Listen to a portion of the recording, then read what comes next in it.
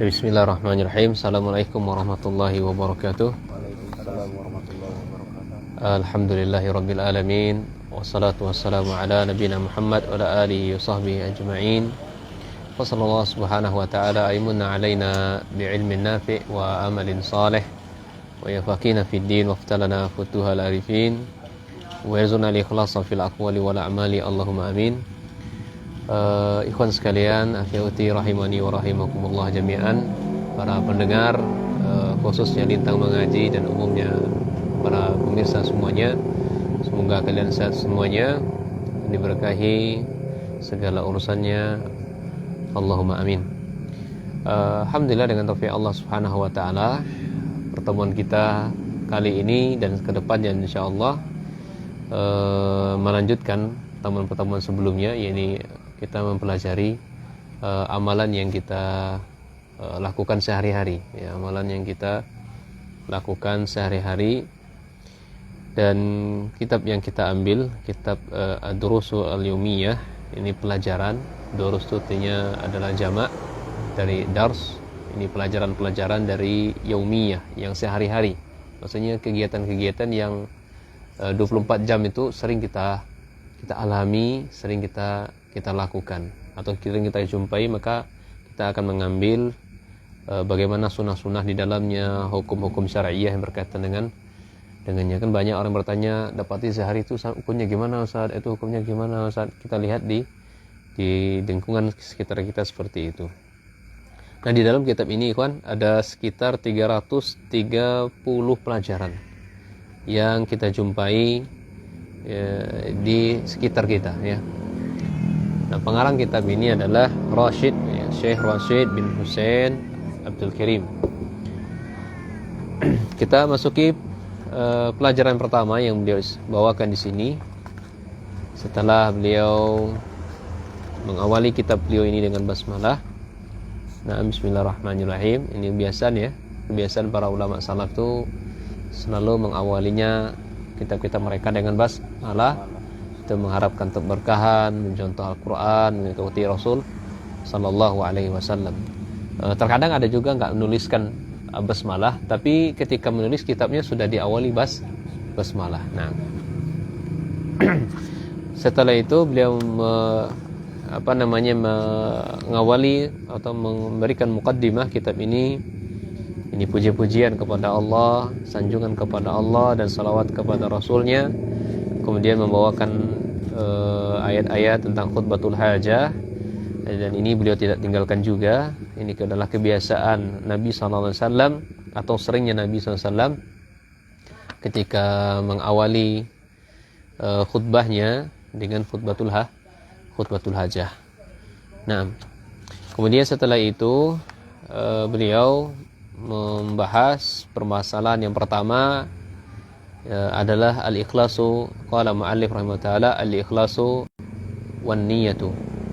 Ini pembahasan masalah ikhlas dan masalah niat yang beliau awali. Mungkin ada yang bertanya, hampir kita jumpai kita para ulama tuh selalu mengawali kitab-kitabnya ikhlas, niyah, ya kan, murnikan keikhlasan kita, perbaharui niat kita. Itu bukan sedang menjas seseorang, oh kamu ini belum nggak ikhlas niatnya nggak bagus, enggak. Tapi saling mengingatkan bahwasanya amal kita itu selalu harus diperbaharui, ya. Kita pun saat ini pun yang sedang mengaji pun juga harus diperbaharui niat kita. Taib. Nah, beliau membawakan beberapa dalil di sini. Ada 3 dalil yang beliau bawakan akan urgensinya ikhlas dalam beramal. Ikhlas dalam beramal. Ayat pertama, dalil yang pertama yang beliau bawakan di sini, ikhwan, nanti bisa di rumah bisa dicatat kembali, diulang. Nah, ayat yang pertama yang beliau bawakan di sini adalah Al-Quran surat Hud, ya, ayat 15 sampai 16. Di sini Allah mengatakan, man kana yuridul hayatad dunya wa zinataha. Siapa di antara kita yang menginginkan kehidupan dunia wa zinataha, dan perhiasan dunia ini. Perhiasan dunia itu kan anak itu perhiasan dunia, al-mal itu perhiasan dunia, istri soleha itu perhiasan dunia. Ya, pernah Nabi SAW itu mengatakan al-martu salih khairu ad-dunya mata'un. Dunia itu adalah mata'. Wa khairu mata'id dunya, dan sebaik-baik perhiasan dunia adalah mar'atu salihah, itu istri yang solehah. Ya, ciri khas istri yang solehah itu dia enggak pernah mengeluh atas pemberian kita sedikit banyak, alhamdulillah, bersyukur. Dia enggak pernah membantah kita, membangkang, apalagi berkata-kata kasar kepada kita. Itu ciri-ciri istri yang solehah, yang menjaga pandangan suaminya, menjaga yang berada di dua paha suaminya, menjaga harta suaminya, baik suaminya hadir maupun tidak hadir. Itu dijaga oleh mereka. Itu istri-istri solehah. Kemudian mendidik anaknya, anaknya. Nah, wanita itu adalah madrasatul ula,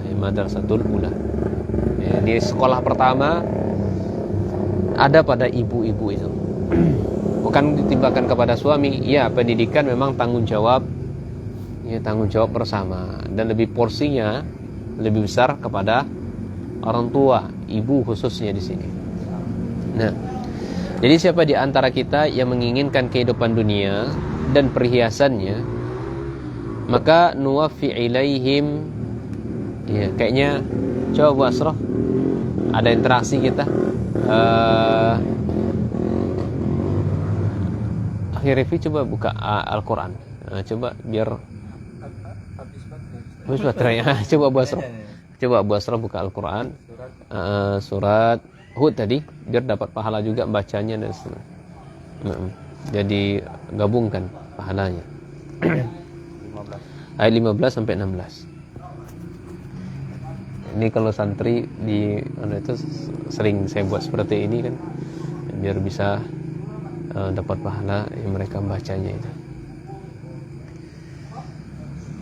Nah, Anda baca, coba Bu Asrof baca terjemahannya. Man kana yuridul hayatad dunya wa zinataha. Siapa di antara kita yang menginginkan kehidupan dunia dan perhiasannya, pasti kami memberikan balasan penuh atas pekerjaan mereka di dunia. Naam.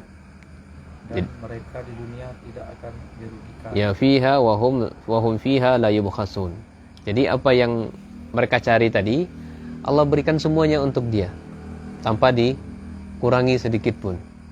Ya kan? Minta istri, minta kebun, minta apa lagi, harta apa lagi, semuanya iya, diberikan semuanya oleh Allah. Alhamdulillah kan. Sekarang kita minta oleh Allah istri, alhamdulillah dikasih. Minta anak, alhamdulillah dikasih, semua dikasih. Ya, dan enggak akan kita dirugikan di dunia. Ulaika allazina laisa lahum fil akhirah. Itu mereka tadi, ulaika yang mencari kehidupan dunia tadi, orang-orang yang laisa lahum fil akhirah. Nah, itu tidak dapat pahala di akhirat dia. Enggak dapat pahala. Tidak ada dapat pahala sama sekali. Ya, dia sudah diberikan semuanya di dunia.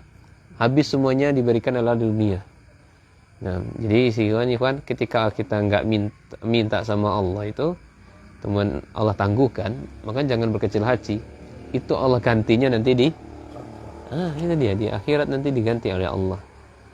Nah, ilan nar. Dia di akhirat tidak dapatkan pahala, tidak dapatkan apa-apa kecuali neraka Allah Subhanahu wa taala. Wa habita ma sana'u fiha, dan semua amalannya apa jadinya? Sia-sialah amal. Amalannya terhapus semuanya. Ya. Wa batilun ma kanu ya'malun, dan apa perbuatan yang dilakukan selama ini menjadi batal, tidak terhapus, tidak dianggap. Masya Allah ya. Itu ruginya orang yang mencari kehidupan dunia ya semata-mata untuk dunia. Ya, maka gimana Ustaz? Harusnya kita cari akhirat, dunia ngikut. Dunia itu nilai plus saja. Ya kan? Jadi tujuan utama kita tetap akhirat. Ya, kalau Allah lebihkan dunia itu nilai plus bagi kita. Bonus. Bonus gitu kan. Nah, itu orang beriman tuh mestinya begitu, dia dapat nilai bonus.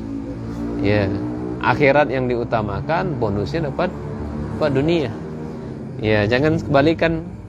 Ya, berambisi ngejar dunia. Ya, dunia dapat, akhirat tidak ada. Ya, kecuali neraka kan. Kita orang beriman mestinya milih kan. Kita cari akhirat, bonusnya dapat dunia. Setelah dapat dunia, tambah lagi di akhirat lagi. Oh, tambah lagi. Iya kan? Tujuan kita untuk cari akhirat.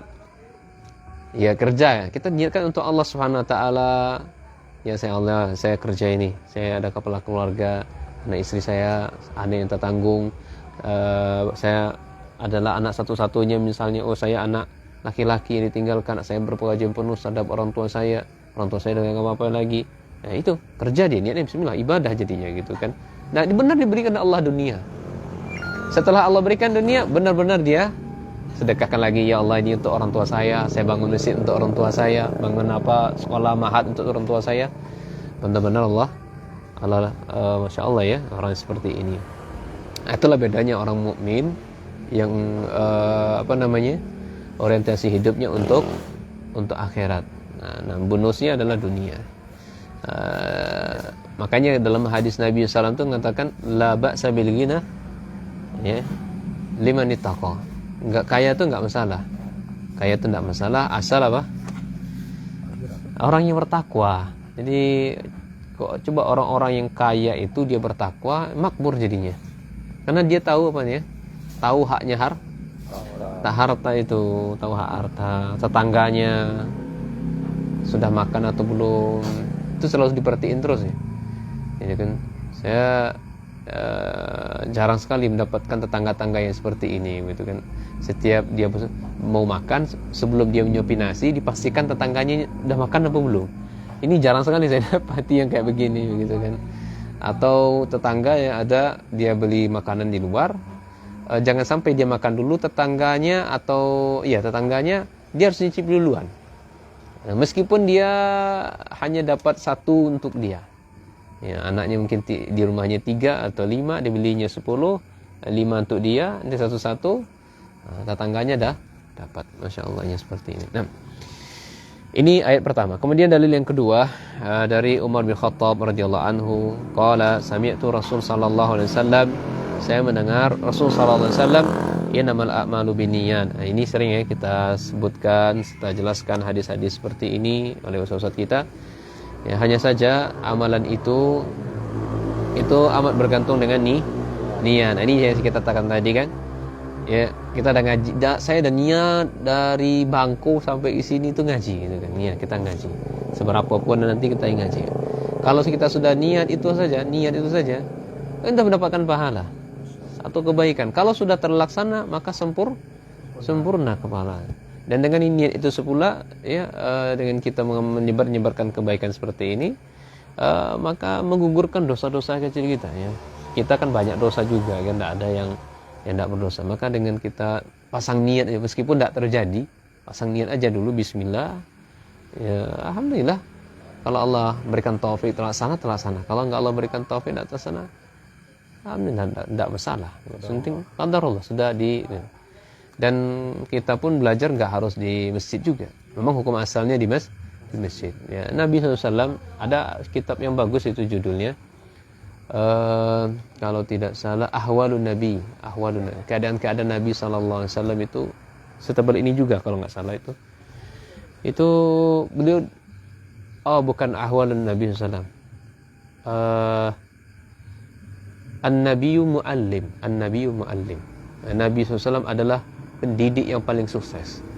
Ya, Nabi SAW pendidik yang paling. Nah, maka di situ Nabi SAW kadang mengajarkan pada Isya. Nah, kayak ini nih.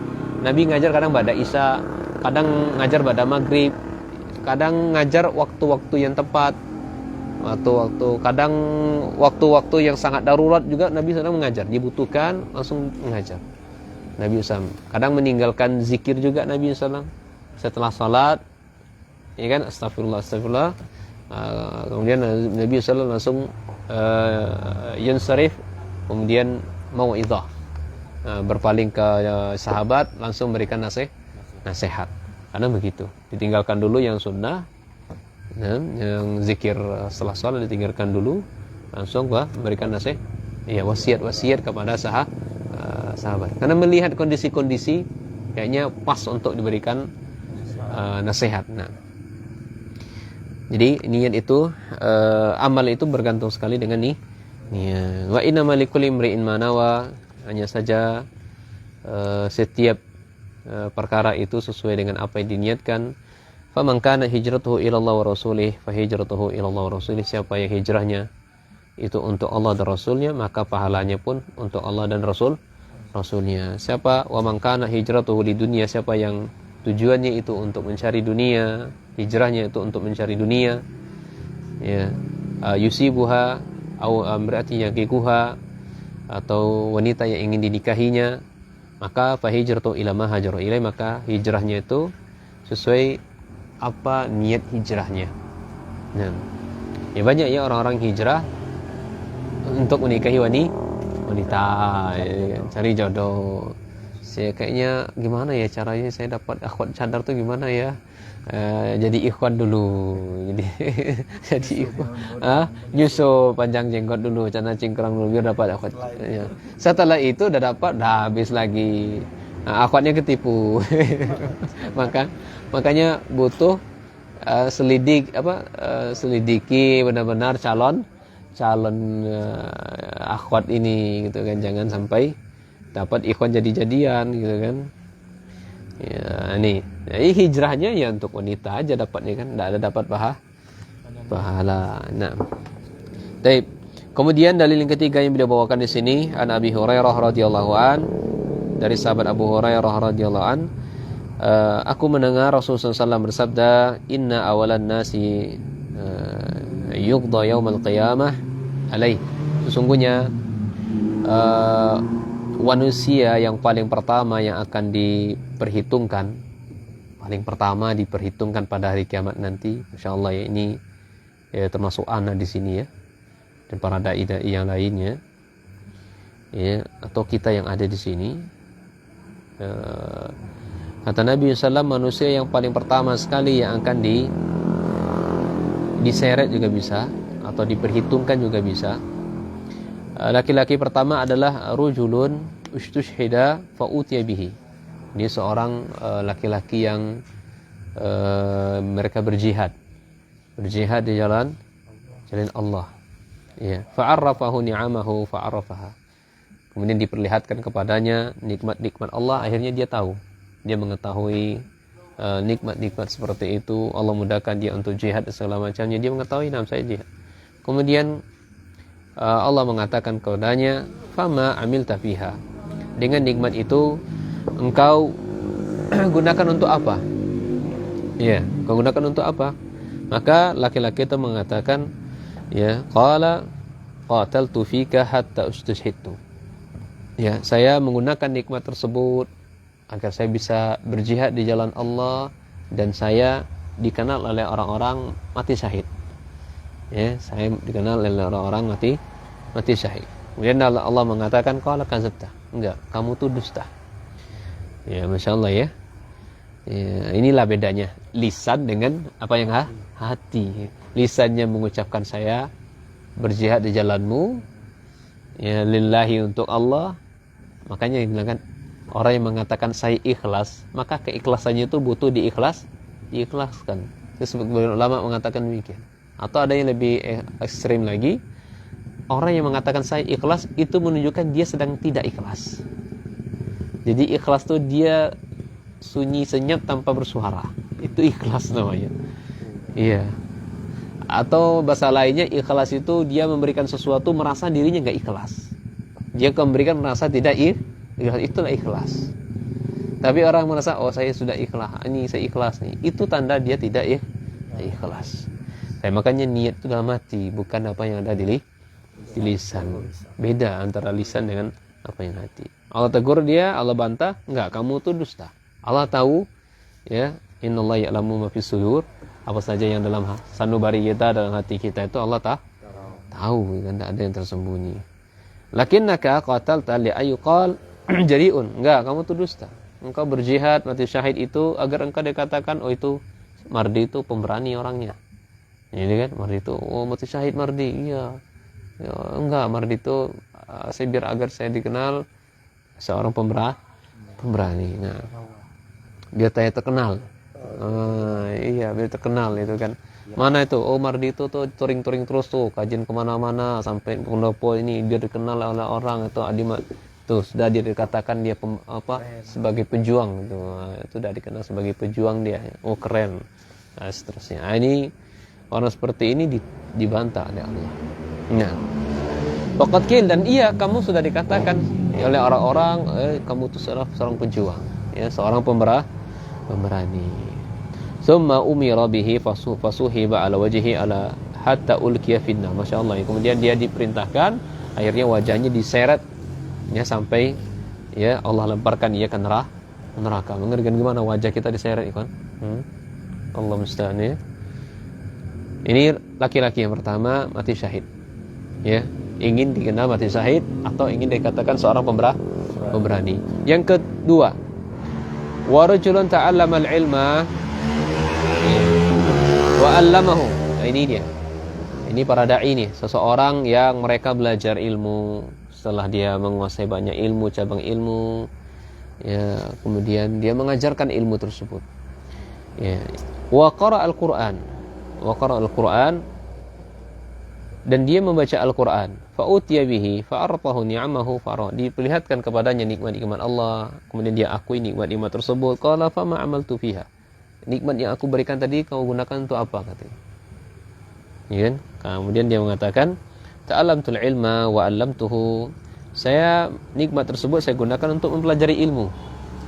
Saya punya harta oleh Allah berikan berangkat dengan motor saya dan seterusnya itu saya gunakan untuk mempelajari ilmu.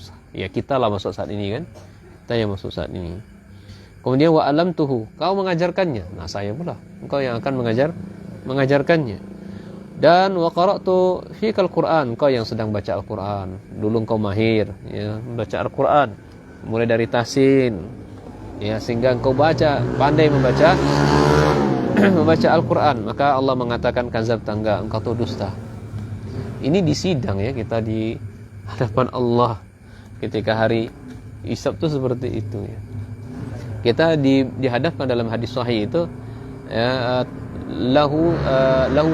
laisa lahu terjemah, tidak ada penerjemah ya. Antara kita dengan Allah besok enggak ada penerjemah ya. Tidak ada penerjemah sama sekali sidang kita. Tapi kau dusta walakinnaka ta'allamtal ilma liyuqal alimun. Engkau mempelajari ilmu, engkau belajar ilmu syar'i, belajar ilmu sunnah saat ini agar dikatakan ya engkau menjadi orang yang alim, engkau agar dikatakan menjadi seorang kiai, agar dikatakan seorang ustadz atau buya, ulama dan seterusnya. Wa qara'atal Qur'an, engkau membaca Al-Qur'an agar dikatakan siapa yang ngaji itu? Oh bagus sekali suaranya, indah suaranya, makharijul hurufnya bagus sekali, ya sifat hurufnya masya Allah sempurna. Dia sudah digelari di masyarakatnya seorang qari.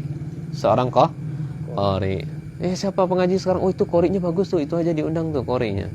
Ya memang qad qil, dia sudah terkenal, sudah dikatakan di kampungnya adalah seorang qari. Dia luar biasa. Ini cambuk besar ya bagi para kita dai sini.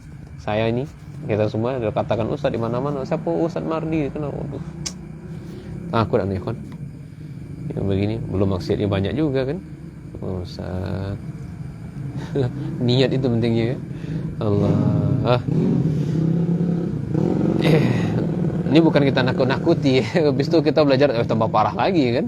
Tambah parah lagi gitu. Ya summa umira bihi fahusiba ala wajhihi.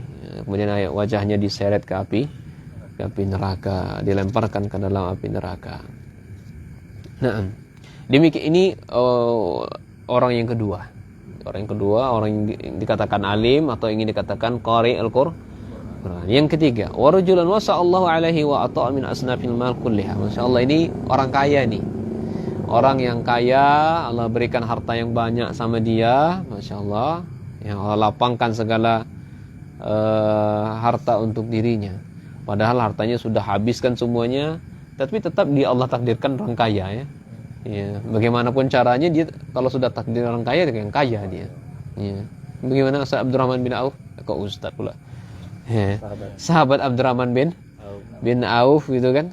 Sudah ditakdirkan Allah jadi orang kaya ya kaya. Bagaimanapun caranya ya kaya gitu. Tetap kaya gitu kan. Nggak ada barangnya nggak laku. Hatta jual kurma busuk pun laku gitu. Iyalah jatuh. Ini kan takdir gitu kan.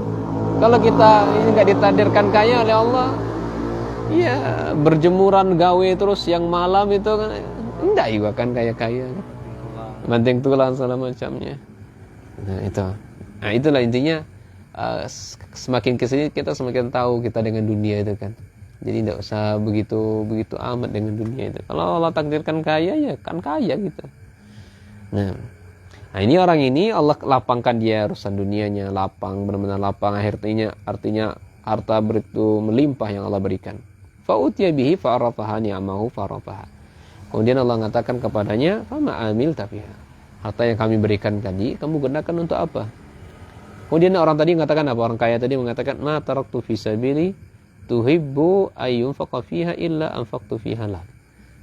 Itu saya tidaklah meninggalkan harta saya kecuali seluruh atau hampir-hampir saya menyedekahkan, mengeluarkan sedekah dari harta tersebut. Iya. Saya sedekahkan. Saya sering orang yang bersedekah. Nah, bahasa kita begitu. Kemudian Allah tegur, Allah timpali, qala kadzabta, enggak, kamu dusta. Kamu ini dusta. Itu hanya di lisan kamu saja, akan tetapi ketika kamu bersedekah, niat kamu lain. Apa yang kamu cari? Walakinnaka fa'alta liqal huwa jawadun. Oh itu loh. Ya si fulan 100.000, sekian 1 juta. Wah, siapa itu? Dermawan sekali dia ya. Ya, ada tetangganya di samping dia. Oh, saya orang kaya. Masa saya kalah sama orang miskin? Saya 5.000, orang miskin 1 juta ya kan. Oh, enggak, saya nih fulan 5 juta. Dermawannya orang ini ya. Nah, ini faqad qila, dan benar-benar sudah dikatakan di dunia, siapa orang yang paling dermawan di Broge Ilir? Oh, si fulan, dah terkenal. Ya, si fulan ya kan. Iya, terkenal dia. Akhirnya apa? Summa amirabihi fasuhiba ala wajhi summa ulqiya finnar. Wajahnya diseret, langsung lemparkan dalam api neraka. Allah musta'an. Ya. Mengerikan.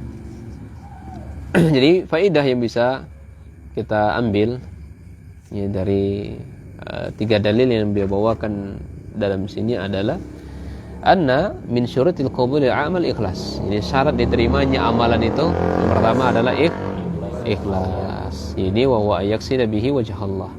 Ini wajhullah taala. Ini tujuannya mencari wajah Allah.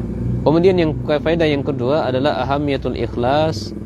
Pentingnya untuk kita ikhlas ya, sebab atau karena al-amalu min dunihi wa walun ala sahibihi. Ketika amalnya itu tidak ikhlas, maka menjadi balun ala sahibihi, sia-sia untuk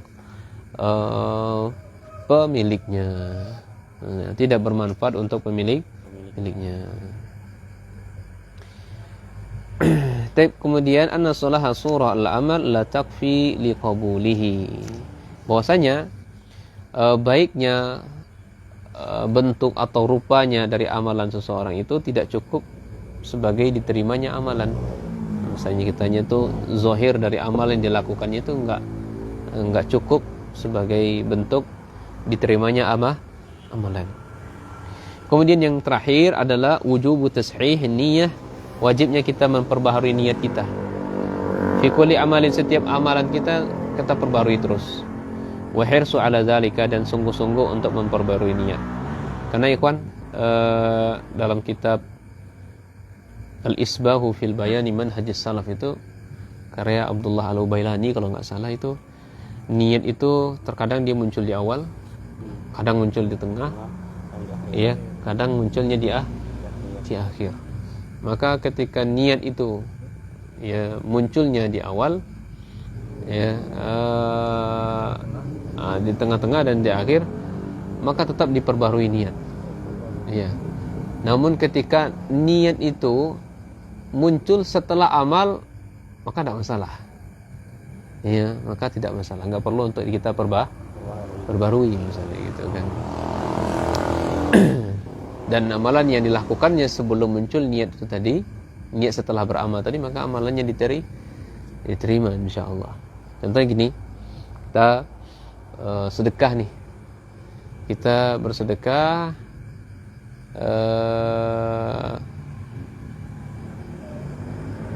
kemudian kita melihat orang juga bersedekah, kita ikut menambahi begitu, ikut menambahi, kan sudah berlalu. Ya.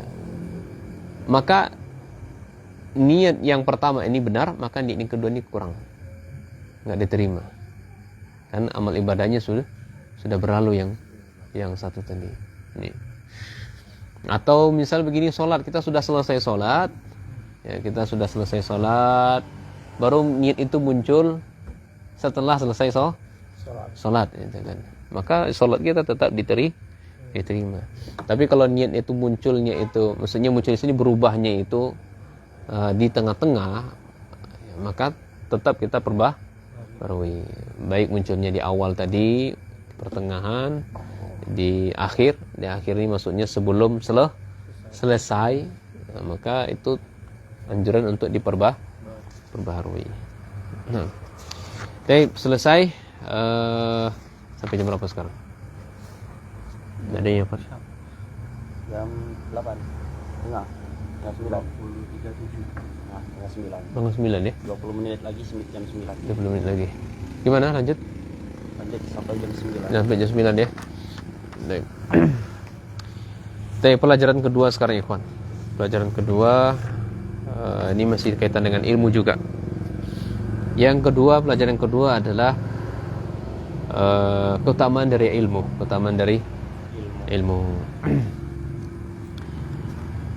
Di sini saya membawakan ada 4 dalil, ya, 5 dalil ya, 5 dalil tentang keutamaan ilmu.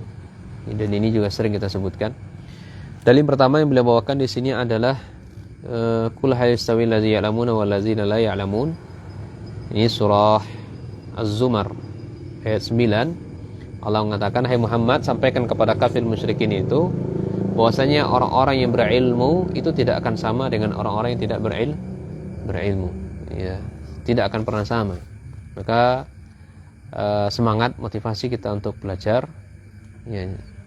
Dan sampai-sampai Syekh Abdurrahman As-Sa'di itu mengibaratkan tidak akan pernah sama siang dan malam. Tidak akan pernah sama dengan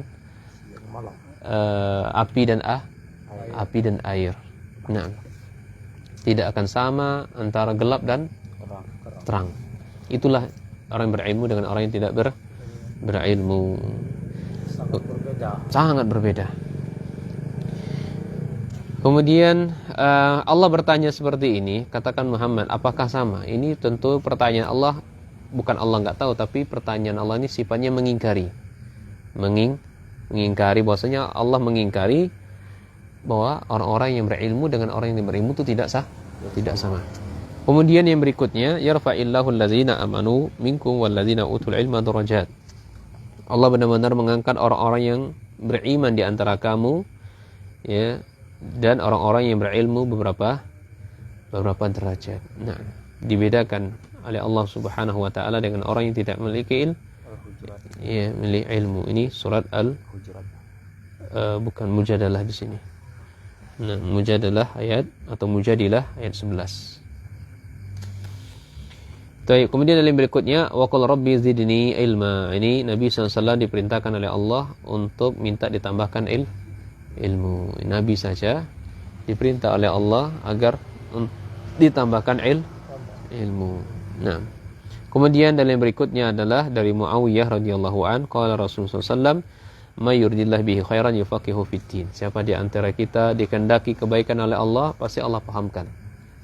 Dipahamkan tentang agama. Jadi tolak ukurnya ketika kita belajar kita paham, itu tanda kita diberikan kebaikan. Mafhumnya, mukhalafahnya, ketika kita belajar nggak paham-paham, itu belum dikehendaki kebaikan oleh Allah. Mungkin di lain waktu, dengan seringnya kita ngulang-ulang murojaah. Innamal ilmu bita'allum, ya ilmu itu ya didapati dengan belajar. Nah, belajar terus, belajar jangan pernah bosan sampai nangis ya. Sampai nangis kita belajar nahwu itu dulu. Kenapa kok nggak bisa baca harokat ini gitu kan. Nanti ada masanya insyaallah. Kita setelah jadi Mesir kita insyaallah anak pengennya kita semuanya di sini bisa belajar baca kitab. Ya, semoga ya. Bismillah ya. Itu cita-cita anak ya.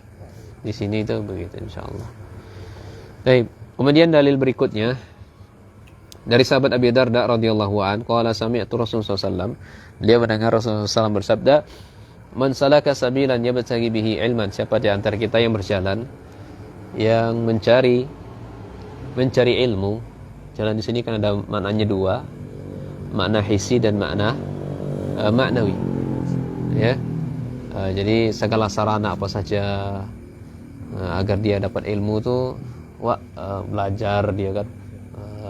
Dia gunain HP-nya, dia gunain motornya, dia gunain bukunya, pena, tulisannya untuk bisa dapati ilmu ya. Itu sarana apa saja. Kemudian dia harus menghafal, dia murojaah. Jadi gini, para ulama tuh membedakan antara penuntut ilmu dengan pecinta ilmu.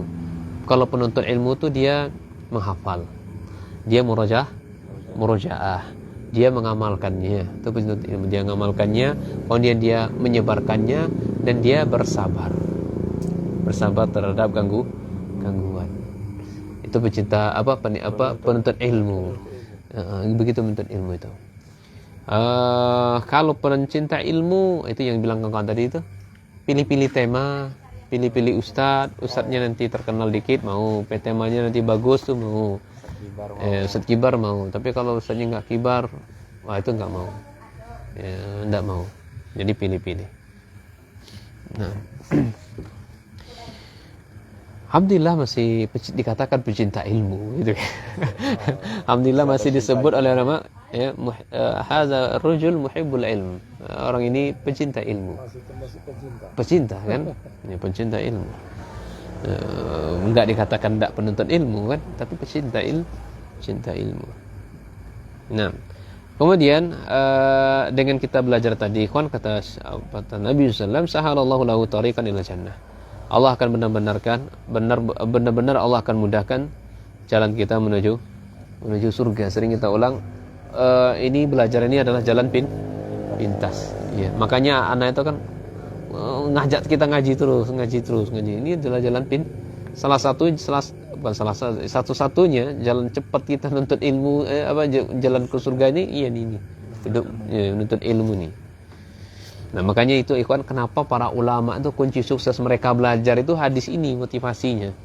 Sampai-sampai mereka harus jual rumah, sampai-sampai mereka menjual pakaian mereka, begitu kan, genteng rumah mereka. Ya, kita kan kadang takut ya, jual rumah nanti apa, jual kebun nanti gimana kitanya, kan? Itu kan kita ya. Ulama dulu kan enggak, tapi kan ingat tadi orientasinya akhirat, bonusnya dunia. Ya.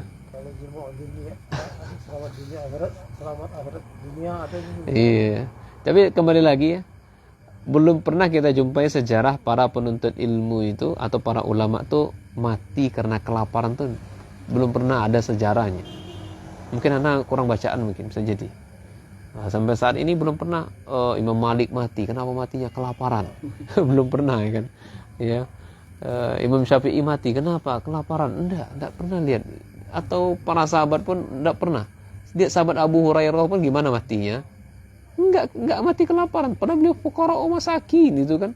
Berhari-hari enggak makan sampai ikat batu untuk belajar dengan sama Nabi dulu kan. Enggak mati-mati juga kan.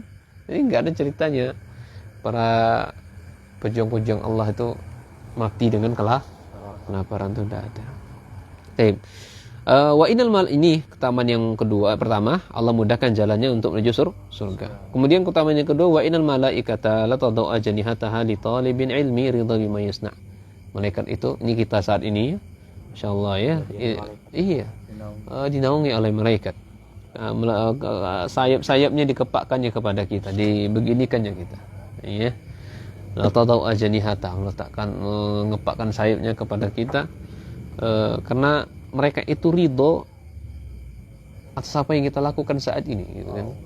Ya, Masya Allah. Wa inal alim la yastaghfirullahu lahu yastaghfiru lahu kullu syai'in hatta al-hitan fil ma'. Dan orang yang alim itu, ya termasuk orang yang para penuntut ilmu itu, dia akan dimintakan ampun kepada Allah Subhanahu wa taala. Ya, di sini katanya kullu syai', segala sesuatu. Segala sesuatu. Apa saja dari makhluk Allah, sampai ikan yang ada mana di sini, ikan ada nih, Masya Allah. Kalau tahu bahasa kita nih, mungkin bahasa nih, kalau lo perdengarkan kayak seperti Nabi Sulaiman bahasanya, mungkin lah senang-senang gitu ya. Oh, ini mereka berdoa terus kepada Allah. Ini ada di majelis di sini, Allah musta'an. Ya, ini nikmat nih, luar biasa nikmat belajar itu. Nah, kemudian berikutnya hatal hitan fil ma', ya, sampai ikan yang ada di lautan atau ikan yang ada di air tawar atau apa banyak itu ikan itu. Enggak mau kita minta, ya. Ini solusi yang paling mantap ini. Kita yang banyak-banyak dosa ini kan belajar lah gitu kan. Jadi menuntut ilmu tuh super luar biasa. Jadi majelis ilmu tuh Pak, amalan sunnah yang paling afdal ketimbang amalan sunnah yang lainnya. Ya. Iya. Kita tahu amalan sunnah yang termasuk amalan sunnah yang paling afdal adalah qiyamul lail. Ya, qiyamul lail. Ya. Tapi qiyamul lail tidaklah bisa mengalahkan keutamaan dari menuntut ilmu ini. Qiyamul lail itu. Nah. Baik, kemudian wafadul alim alal abid kafadul qamari ala sa'il kawakib. Keutamaan seorang alim, orang yang belajar itu, para penuntut ilmu itu atas seorang yang abid, seorang hamba, ya, atau seorang abid itu diibaratkan seperti al-qamar ala sa'iril kawakib. Antara bulan dengan taburan bintang. Ya. Penuntut ilmu itu bulan. Yang abid tadi bintang-bintang. Iya. Ya, benar-benar menerangi, benar-benar sangat terang. Wa inal ulama'a warasatul anbiya. Jadi ulama itu ya warisan para nabi. Warisan para nabi. Karena ingat sejarah dulu.